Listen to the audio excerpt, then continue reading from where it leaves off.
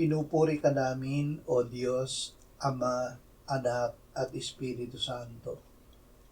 Salamat, Ama, na ibinigay mo sa amin si Jesus na iyong anak, na namatay para sa aming kasalanan, iyong muling binuhay, iniakyat at iniluklok sa iyong kanan sa langit.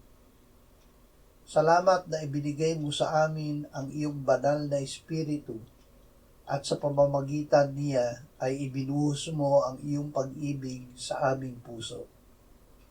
Salamat, Ama, na kami ay iyong inaring ganap sa pamamagitan ng dugo ng aming Panginoong Hesukristo.